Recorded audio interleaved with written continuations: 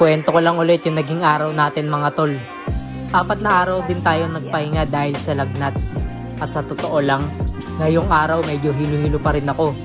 Pero alam niyo naman tayo mga tol, kapag medyo kaya na ng katawan, unti-unti na ulit tayong bumabalik sa haslin. Kaya ngayong araw, gumawa ulit tayo ng 120 pieces na musubi. Pero bago pa man magsimula ang bentahan, gumawa muna ako ng diskarte. Dahil alam niyo naman nitong mga nakaraang araw, may mga pagkakataong pinapalipat tayo ng pwesto. Kaya ang naisip ko, hahatiin muna natin ang paninda. Yung kalahati, ako ang magbebenta sa labas ng Resalay. Habang si mama naman ang nagbabantay sa pwesto natin. Para kung sakaling palipatin ulit tayo, hindi na ganun karami ang kailangan nating ilipat. At sa awa ng Diyos, gumana yung strategy natin. Unti-unting nauubos yung paninda sa labas. Tuloy-tuloy din ang bentahan sa pwesto ni mama. Doon ko lalo na-realize na sa negosyo, hindi lang sipag ang puhunan.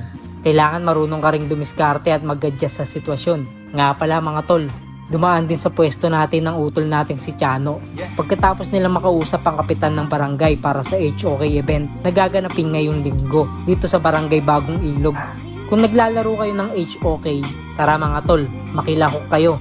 At gusto ko rin magbigay ng shoutout sa utol nating si Marcio at kay Tisoy. Maraming salamat sa pagdaan at sa walang sawang suporta mga tol. Malaking bagay yung simpleng pagbisita at pangangamusta nyo. At sa pagtapos ng araw, sold out na ulit tayo mga tol. Maraming salamat sa lahat ng bumibili, sa mga suki nating paulit-ulit ng bumabalik, at sa mga nanonood ng journey natin araw-araw. Hindi man laging madali ang bawat araw, kapag marunong ka mag-adjust, mas marami kang pagkakataong umusad.